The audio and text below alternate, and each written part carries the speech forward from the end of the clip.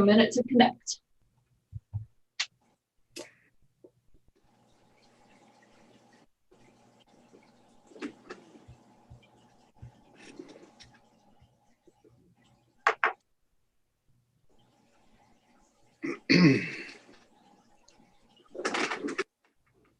Right.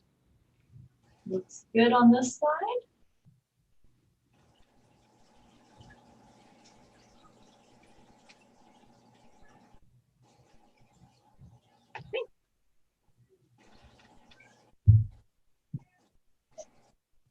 Okay.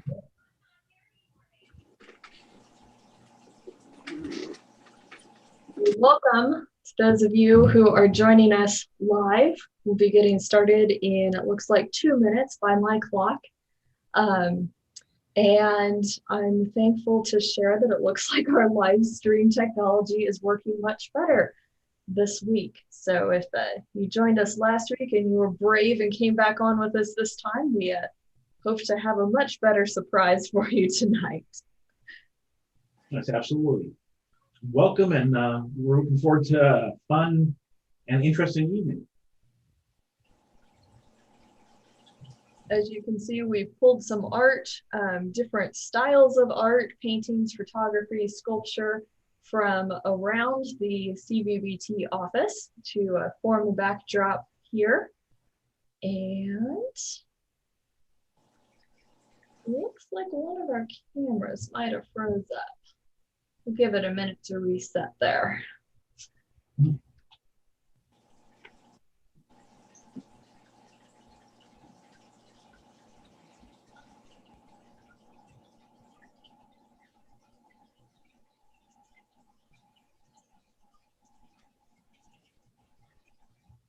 There we go. There we go.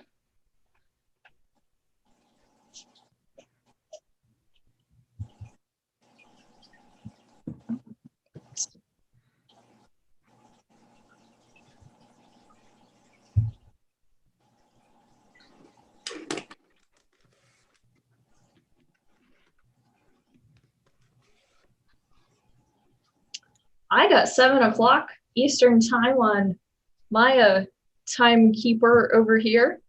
So Tom, did you want to kick it off for our second live stream and our virtual fundraiser this August? Sure, Sarah. Welcome everybody to our second live performance. Those of you, as Sarah said, we're on the first one. We have tested, retested, set of redundancies and redundancies to the redundancies. So we should be good for this evening. I'm knocking on wood nonetheless. I'm knocking on wood. Yeah, exactly. We'll be okay. Again, I'm President Tom Villamichael, President of the Central Virginia Battlefield Trust. Quick background on the organization. We have been, actually next year will be our 25th year of saving and preserving Civil War battlefields on the Fredericksburg, Chancellorsville, Wilderness, and Spotsylvania courthouse battlefields in the Fredericksburg area. Many ask, why do we do this? Well, modern historians have now sort of calculated that there were closer to 800,000 casualties during the Civil War. And each one of those casualties is not really just a number. They are a person, a human being, and a human being with a story. And those stories are embedded in the battlefields that we save. It's our American history. As I often say, our history isn't pretty all the time. It is what it is, and we need to understand it. And saving battlefields is the one way we can physically and tangibly touch some of our U.S. history. To date, in these almost 25 years, we have saved a little over 1,350 acres in this region. And we've done that with a completely volunteer board of directors and 2 paid staff. Both Terry and Sarah are the 2 paid staff.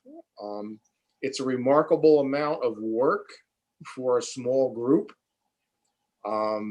We rely on our partners. When I say partners, most organizations would call you members. We call you partners because we feel if you're going to invest with us in saving some of our history and the battlefields, then you're a partner in preservation. You're much more than just a simple member.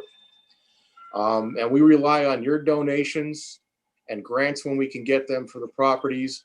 So you are the bedrock, you are the foundation of this organization's existence. And we are proud to have you partners with us. So having said that, I want to turn it over to Sarah. As you know, our topic is the Red Badge of Courage, which is one of those, albeit fictional, stories that I've talked about. So Sarah. Thank you, Tom. So when we were thinking about ideas for a virtual fundraiser, which was a new avenue that we realized might be good to explore in 2020, since as we all know, the year has gone perhaps differently than some of us imagined it might have been when January dawned.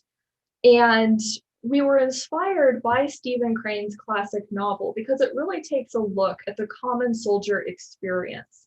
And it strips away the need to follow a precise regiment or a particular moment tied to a history book of the action, and really just look at what many soldiers experienced on the line of battle. And if you didn't have a chance to see some of the resources that we created last week, I would encourage you to visit our YouTube page.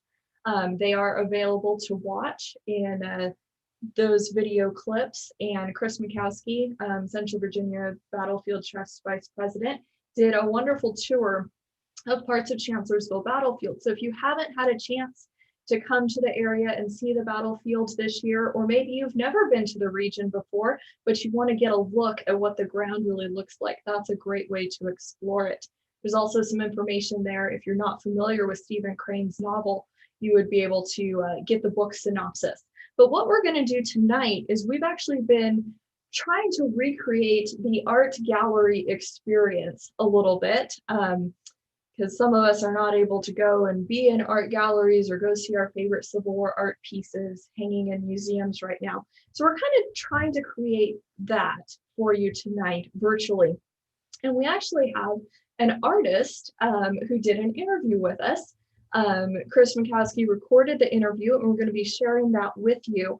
Chris, did you want to introduce Chad Wallace a little bit before we roll that interview that we've recorded? Thanks so much, Sarah. I had a real treat to be able to talk with Chad a couple weeks ago. Chad is a descendant of Stephen Crane, and he's a professional artist today, and you can find his books on Amazon. I encourage you to look those up and support his work, because he's a fantastic illustrator. As an art project long ago, when he was in art school, he had to recreate a book cover, and he's like, I know the perfect one. And I don't want to spoil his story. We're going to share that with you here in just a few moments. But it was really neat to be able to talk to him and his process for tapping into the novel and discovering a bit of his own ancestry, a bit of his own personal interests, and how that all came together through the Red Badge of Courage. All right, so give me one moment. We're going to switch some speakers over, and we're going to get that interview ready to go.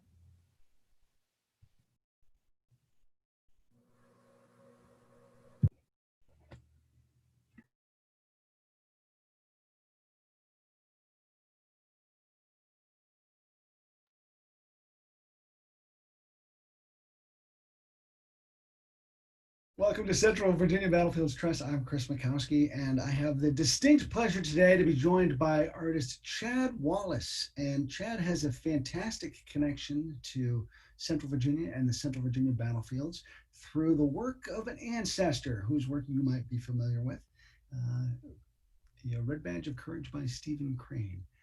Chad, welcome. Thanks for joining us today. Thank you. Thanks for having me. Oh, delighted to have you. So why don't you explain for our viewers your connection to... Well, my father has traced back our lineage. He's very big on our family tree and tracing our lineage back. And one of the things that he was always very proud of was our relation to Stephen Crane. And not just Stephen Crane, but the Crane family in general, because they happen to be a very influential family in our history. Most notably, the Cranes, along with the Treats, were mostly responsible for the founding of Newark, New Jersey. And also Montclair, New Jersey used to be called Cranestown or Cranesville. I'm not sure which. But so they were a very influential family in the area, and also going back to William the Conqueror. Wow, so So that's quite a lineage. yeah, yeah. So I guess Stephen Crane was kind of like a cousin, you know. So he's not like a direct, descendant of William the Conqueror.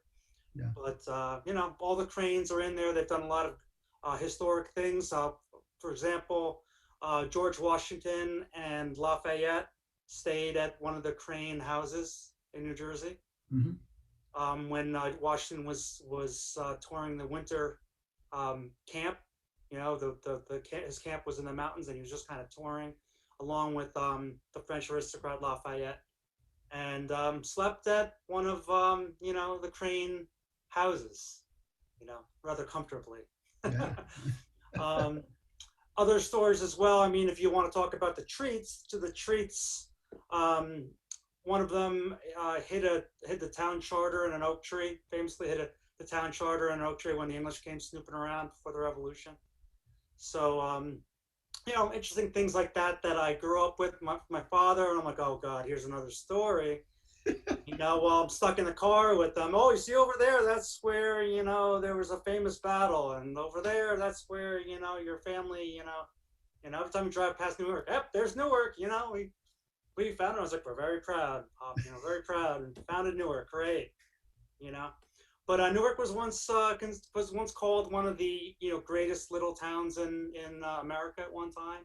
So it used to be a very kind of wealthy, established place, and the Cranes were part of that. So, um, yeah, yeah. That's quite a connection. And you said your father's the one who pieced all that together. At what point did the light bulb go on for you where you actually began to appreciate those connections as opposed to maybe tolerate them? Sure, sure. Well, you know what? I appreciate them more and more as I get older. I just turn more into my father, of course. That kind of happens. But I've always, maybe because of my father, I've always been really interested in history.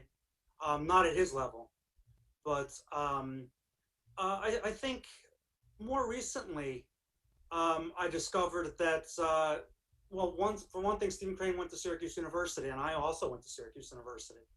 So I didn't go there because he went there. I didn't know he went there when I went there. I found out later.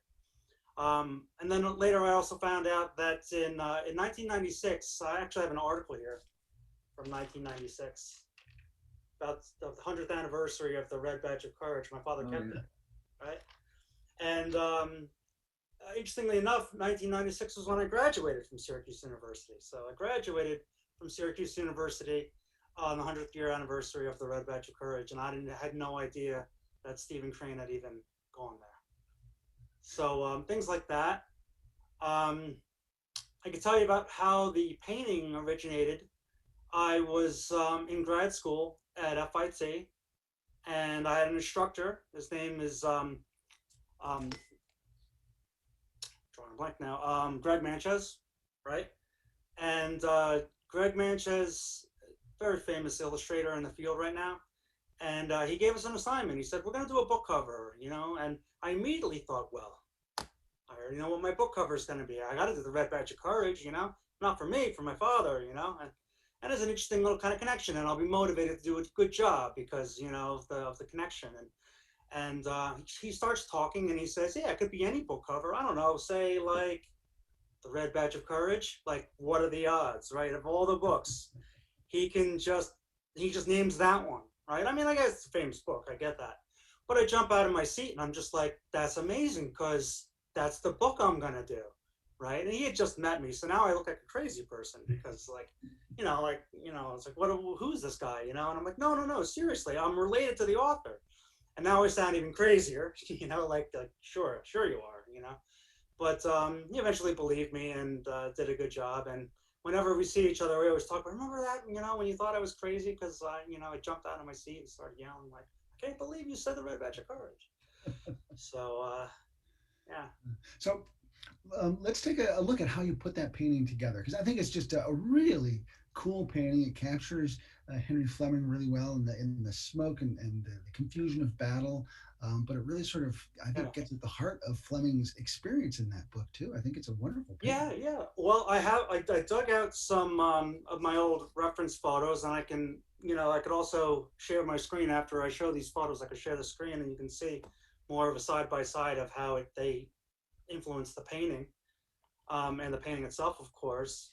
But here, I'll show this up. Ah. You see that?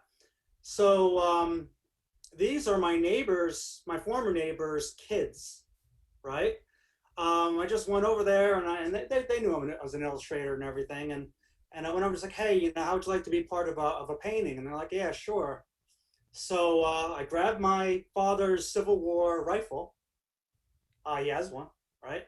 And because he collects, and I strapped a flag to a hockey stick, and I dressed him up in like a blue lightweight raincoat, just jacket, just to kind of have something similar to what the Union Army would wear. And I took the two brothers, and I brought them in the woods dressed them up. I put the bloody band around the head, and here's a better picture of that, right? Yeah. And I said, follow me into the woods. I don't think you could do this today. Just grab your neighbor's kids and a rifle and go into the woods behind your house. But anyway, I just kind of had them start staging battle scenarios and poses, and just to give me some ideas of what it might look like, right? If they were in a real battle, right? So a lot of these, and these are just some of the pictures. There's like 100 pictures. These were the ones that I concluded I might be able to use for something. I don't even think I used this particular photo in the painting, but I didn't know that at the time. Sort of the idea is you take a bunch of pictures and then you see what you have and make decisions later, right? Yeah, well, I'm going for realism, right? So pays to have a model, right? And I knew that a lot of it would change. Obviously, the hairstyle probably, and it didn't give me the uniform, right? It just gave me kind of like how the light would hit a blue jacket and the folds that would occur. So it gave me that. But I mean, even after taking all these pictures in the woods, and even though I had an actual Civil War rifle, which was helpful, I still had a lot of homework to do. But we'll get to that.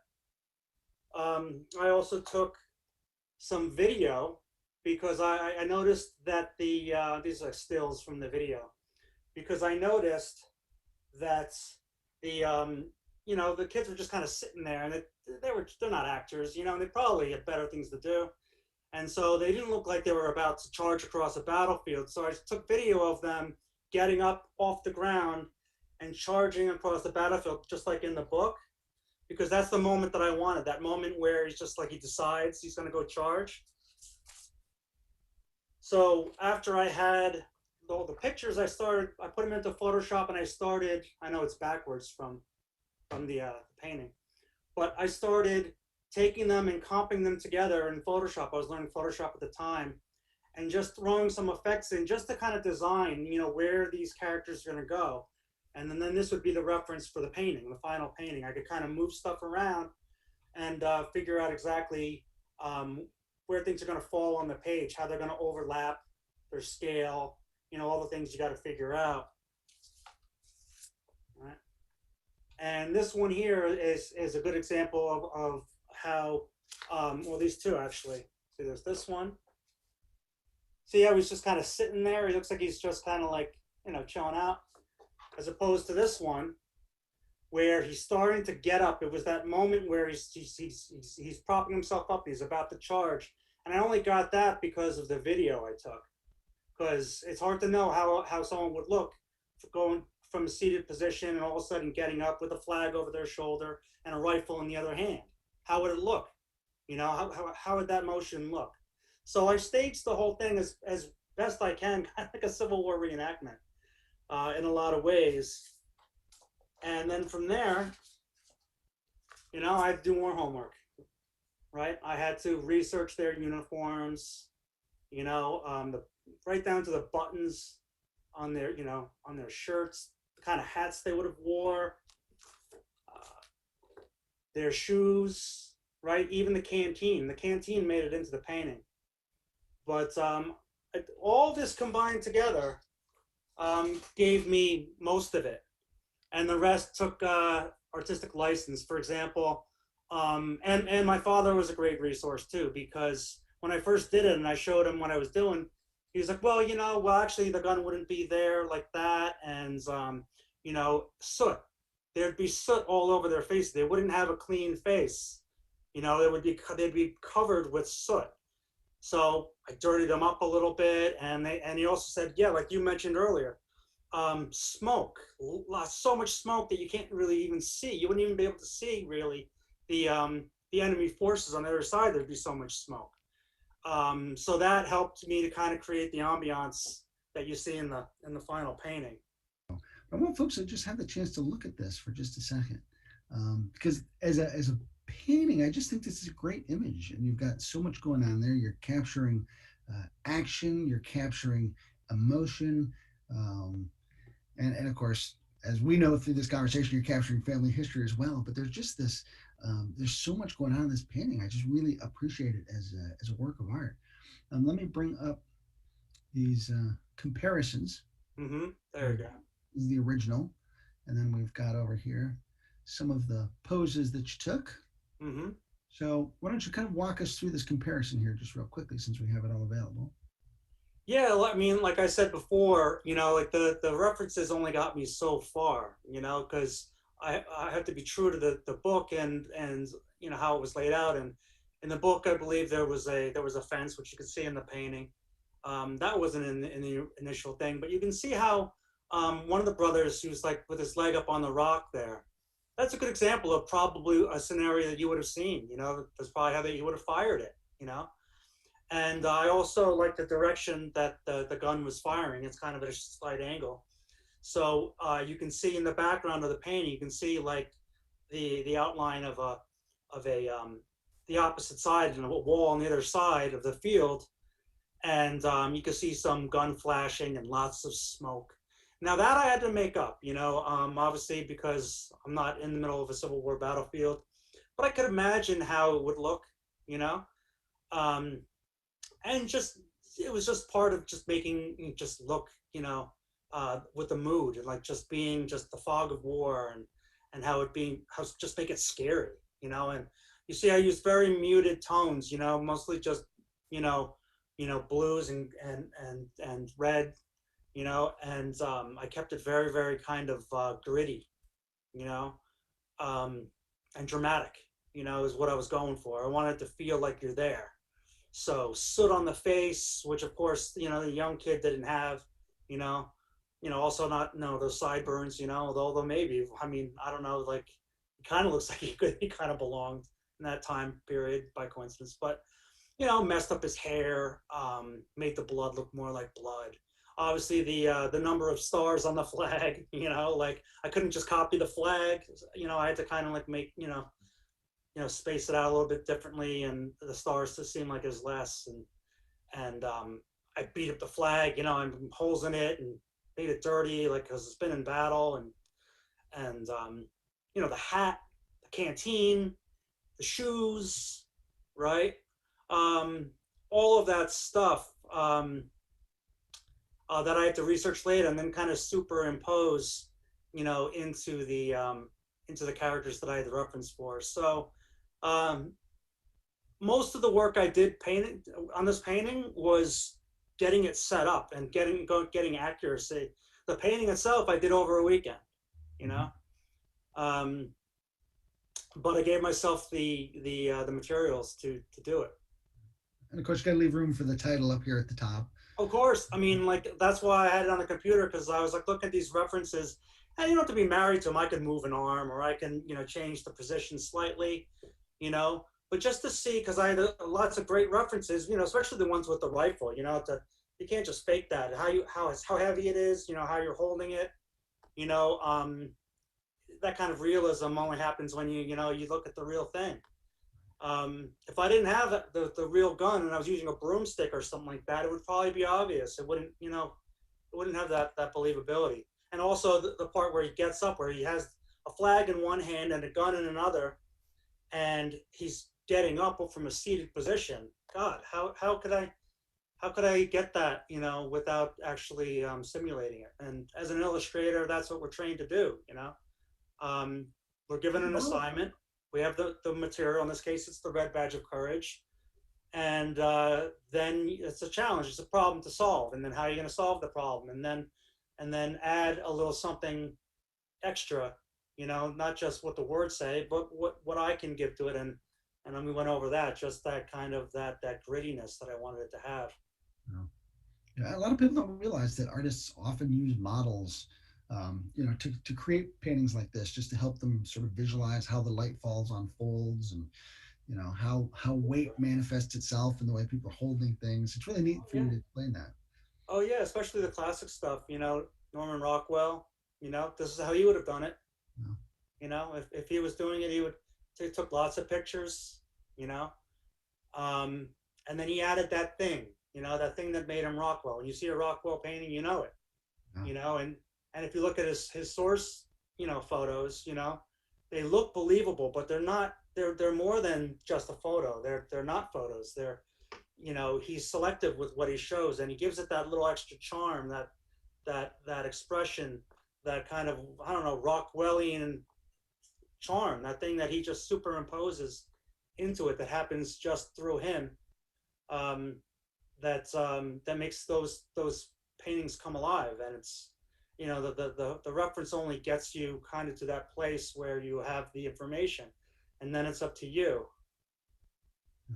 You as the artist come into the process a little bit. Tell me a little bit more about your art in general. I've had the chance to look at some of your books.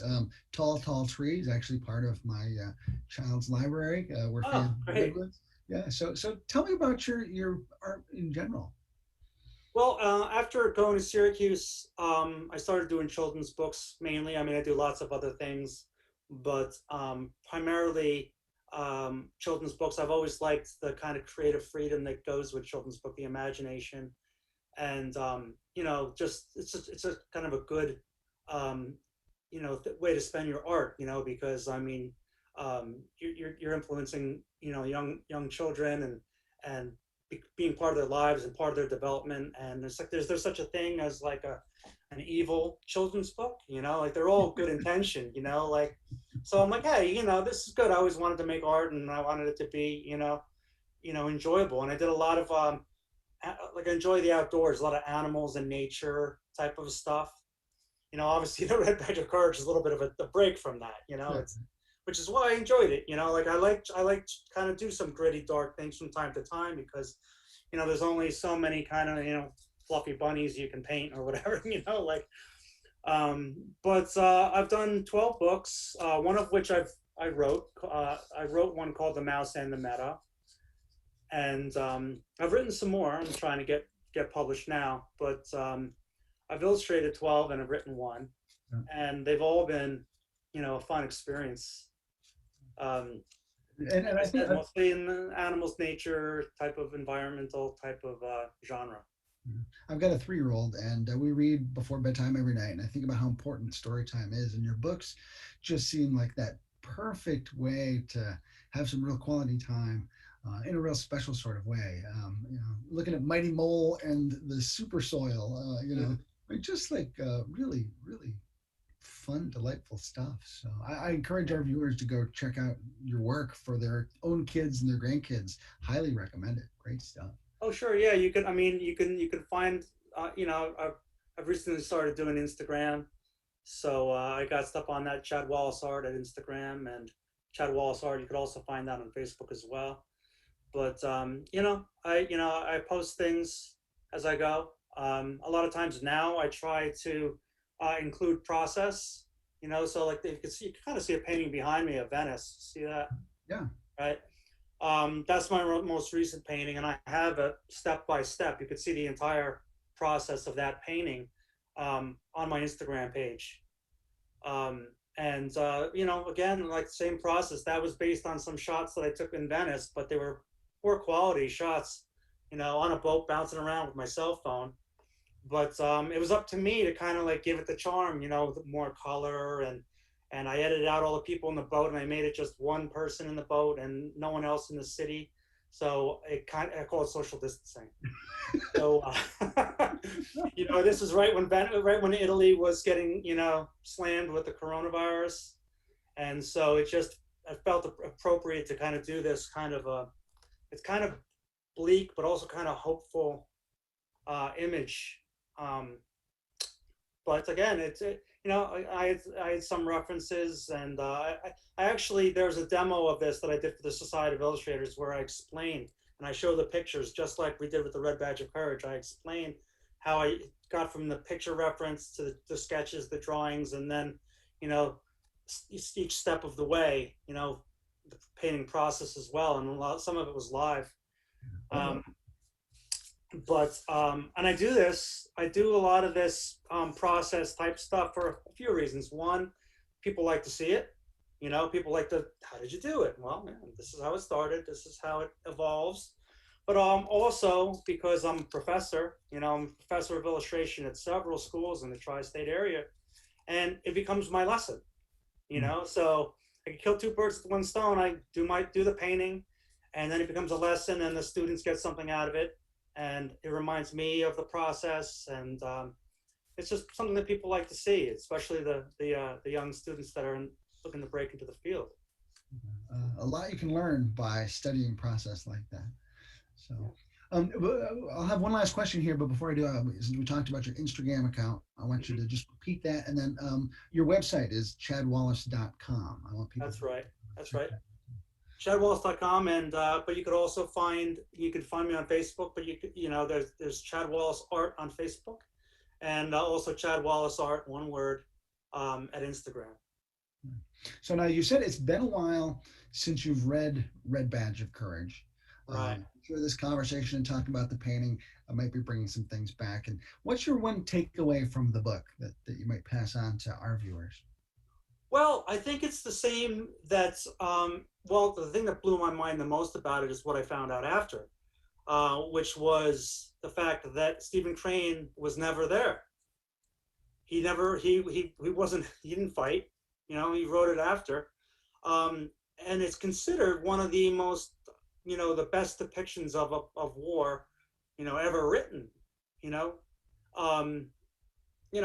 that's a really, really great accomplishment because, like I said, he wasn't there.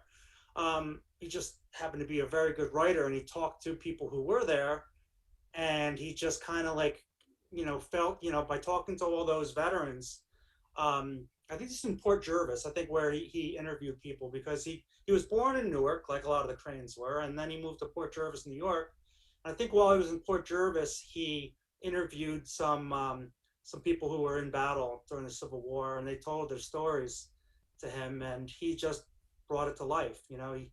He kind of, again, if he just was making it up, it probably wouldn't have been the same. But the realism comes from the fact that he just he did his homework, right? He talked to people, he took notes, he more about their feelings as opposed to the logistics of it, because that you can look up, like he based it on that battle in was it Chancellorsville.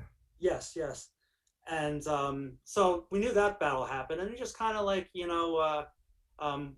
just using just his writing ability just made it impactful and heartfelt. It was just his heart.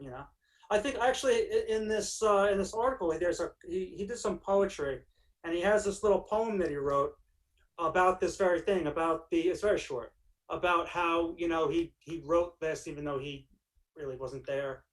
And he wrote, "Many red devils ran from my heart and out upon the page. It was strange to write in this red muck of things from my heart." So he just kind of, he just took everything that people gave him, and he's just poured it out into the words. So. Well, it is a wonderful, wonderful book. Your painting is fantastic, and I really appreciate you taking the time to chat with us about it today, Chad. Thank you. Yeah. I hope that was interesting for everyone. Fantastic stuff. So, Chad Wallace, thank you very much. I'm Chris Mikowski for Central Virginia Battlefield Trust. Thank you so much for spending some time with us. All right. Thank you, Chris. Welcome to Central Virginia Battlefields Trust.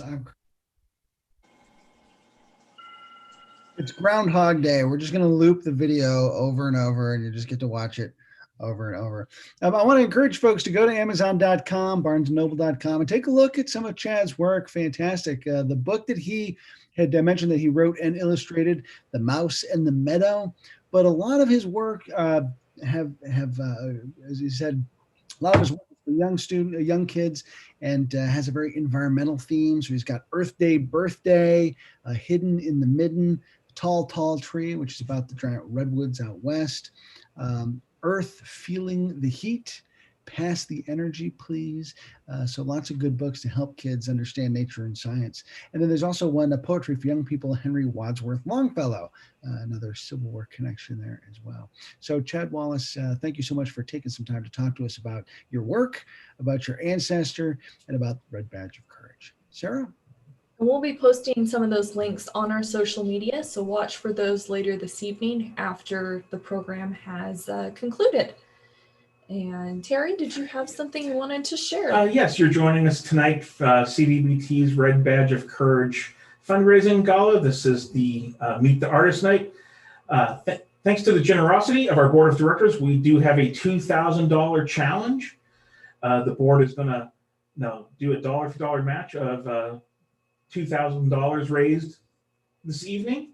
You can do that by going to our website, cvbt.org. And if you give us $50 or more this evening, we're going to share with you this fantastic photo of the cannons at Fairview. That's additional way we're going to thank you for your contribution of $50 or more this evening. Plus, there's some great electronic things we're going to share with you. An audio recording of Stephen Crane's short story, The Veteran, which is a sequel to Red Badge of Courage, as well as some ebooks about Red Badge and some photos here with quotes from Red Badge of Courage and photos from around the Chancellorsville battlefield area. That's at cvbt.org this evening. And there is also a link, if you're watching live stream with us on YouTube, there is a link to donate in the video description. And if you accessed the video through Facebook, you'll also find the donate link on that Facebook post as well. All right. So we wanted to take a little time and just have a bit of a conversation about Civil War art and share a little bit about that. So Terry, did you want to start and share about one of your favorite pieces here in the office? Yeah, Sarah and I are here in the CVBT offices this evening, and we gathered some of the art from around the office to have behind us. And my personal favorite, quite honestly, is the one that is right behind me on to Richmond, and that is the moment where Grant is at the crossroads in the wilderness, and he can either choose to continue south towards Spotsylvania Courthouse or head back towards the Rappahannock and recross the river like the Union Army had previously done after battles and retreated back across the river. And in that moment, Grant decides to continue south to Spotsylvania Courthouse and on to Richmond. And what I firmly believe is one of the actual turning points in American history, right there at the corner of Brock Road and Orange Plank Road. That's the moment that the Union Army and also the Confederate Army realizes that Grant's a different kind of commander and that the war is going to continue. As Grant says later, along the, I'll fight it out along this line if it takes all summer. That's the moment right there that shows that as a piece of art. It's the turning point of the war. Anybody who tells you it's that Gettysburg stuff, it's balderdash, I tell you. Balderdash.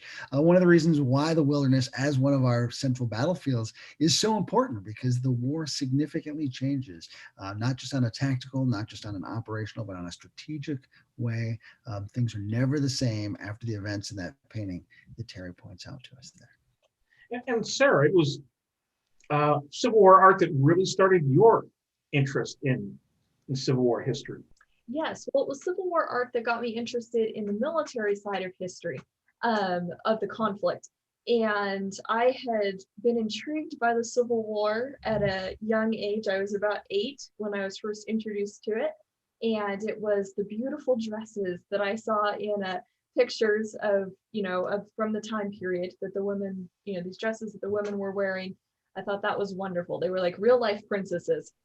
I later grew up and, read a little more history and realized the princess narrative or the Southern Belle narrative doesn't hold up across the board very well.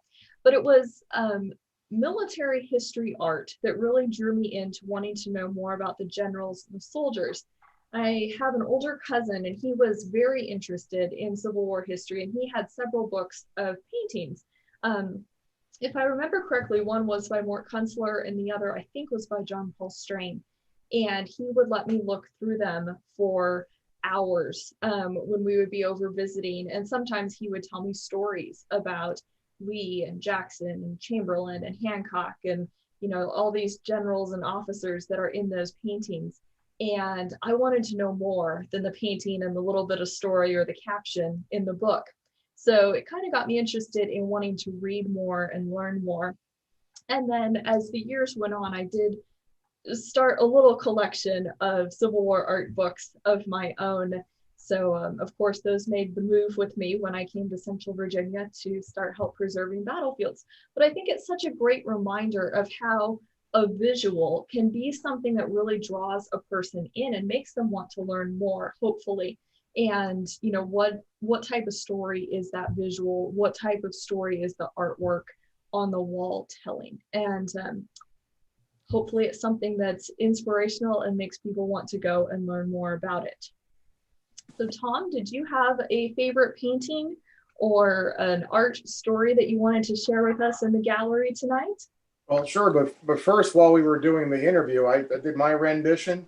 I think I need to join one of Chad's courses, probably. But anyway, as far as art goes, those who've been over our house will know I have 3 rooms full of prints, a little more than 20 prints before my wife Lisa banned me from any more walls.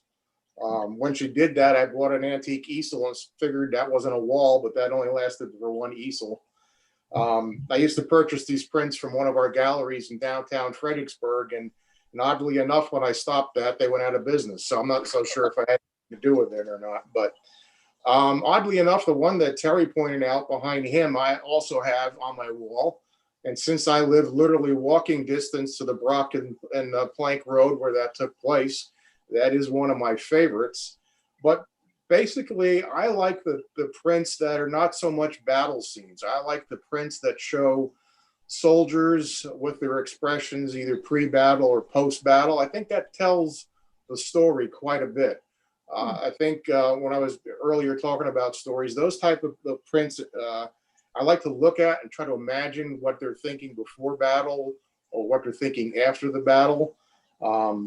The prints that I do collect are all of the area battlefields here. I have no favorite artist. I've got Kunstler, Gowan, Strain, and others. So everything is either Fredericksburg, Spotsylvania, Wilderness, or Chancellorsville.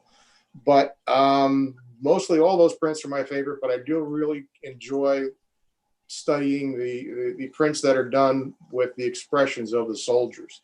And I've still got prints leaning against the wall in another room that I don't know where to put it. Apparently I have to buy another house. So I know Lisa's watching, since she's probably chuckling right now. So yeah, art's been a big part of the Civil War for me. I think it tells a good art piece tells quite a story, and the detail in them, you need to stop and look.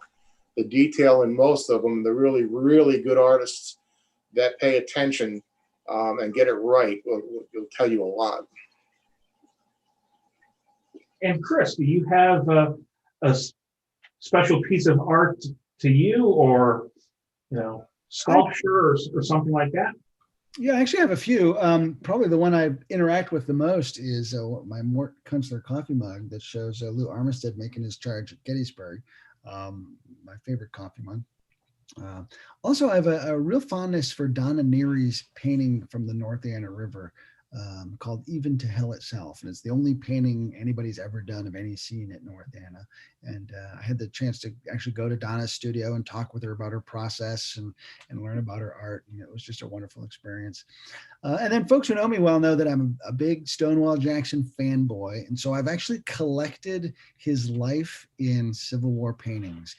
Behind me here, probably my favorite, Under the Shade of the Trees. This is a Mort Kunstler painting.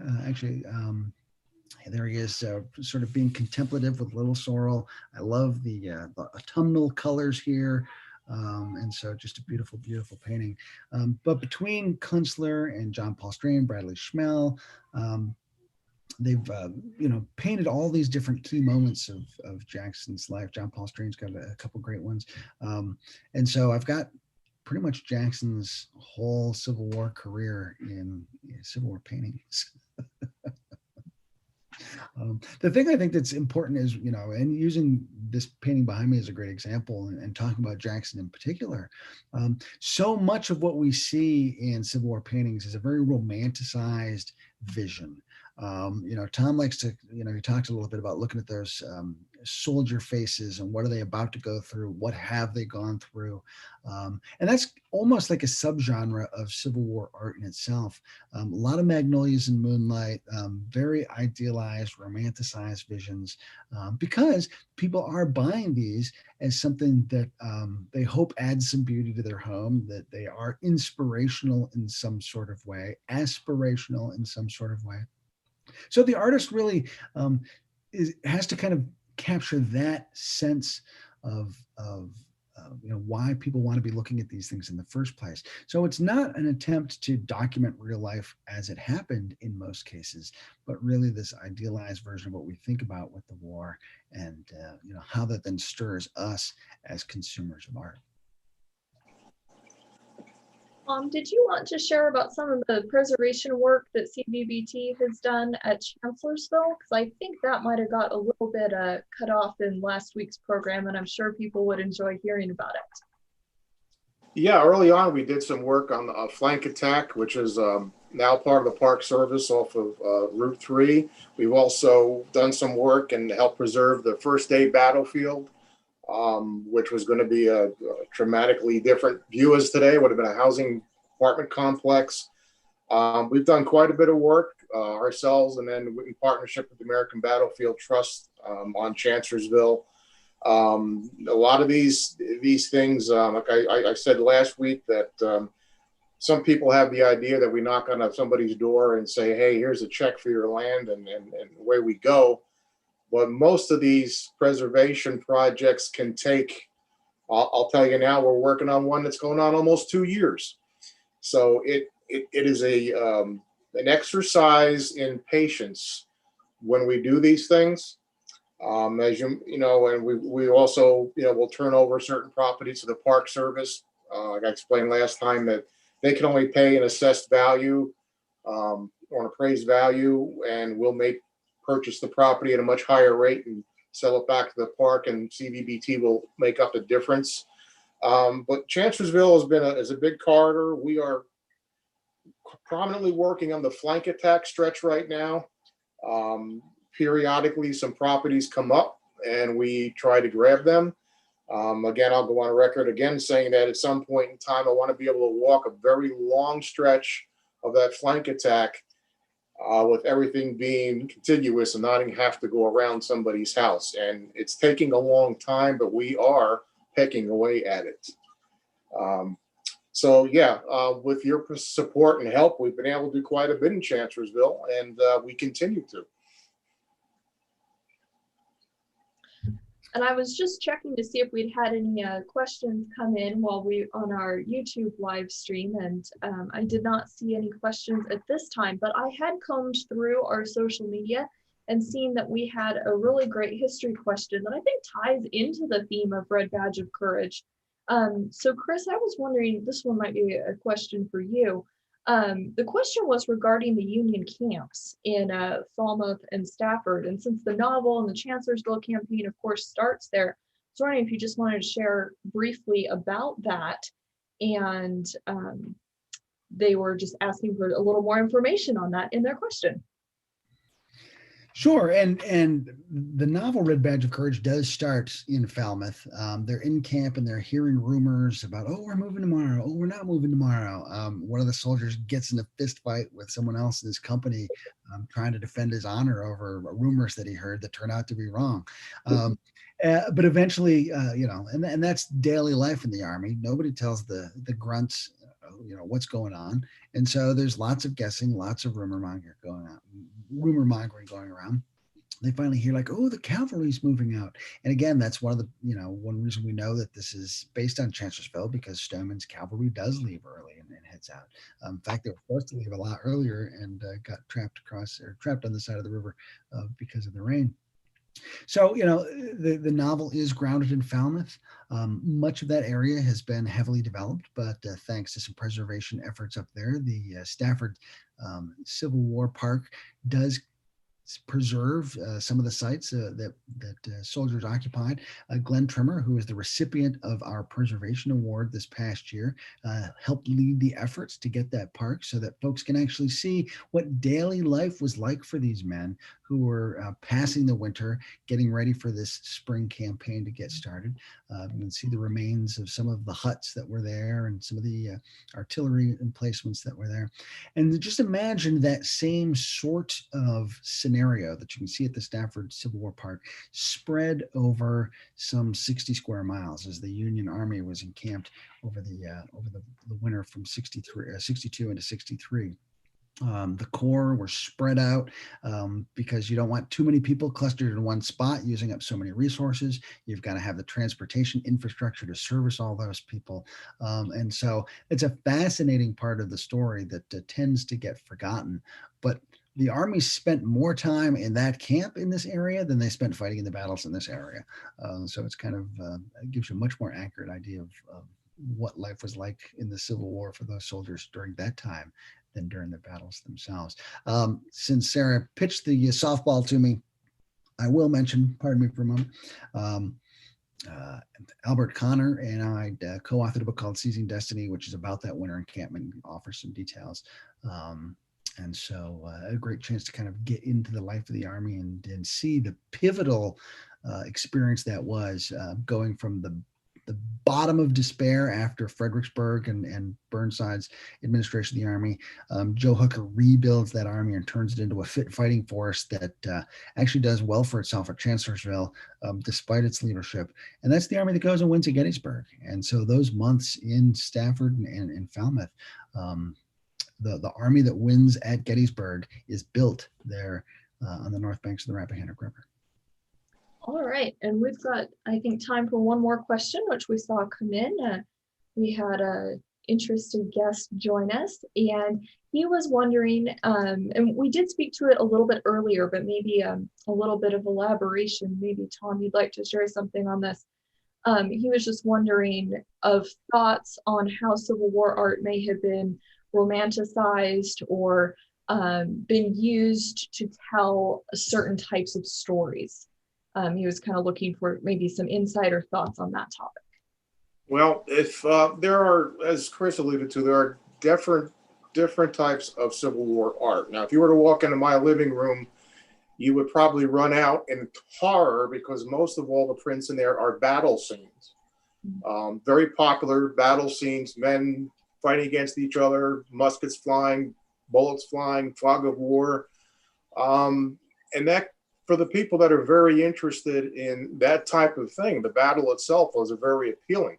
And then, as Chris says, you have the romanticized the soldier with their loved one parting scene under a magnolia tree. And that may sound in a way a little, use the word sappy, but that holds true today. When men go off and women go off to fight, that happens today. And that's more the emotional side of it. So I think all the different genres of Civil War art appeal to different people's reasons for being interested in the Civil War. Some of us are interested because of the battles and we like the X's and O's and who hid behind which tree and when.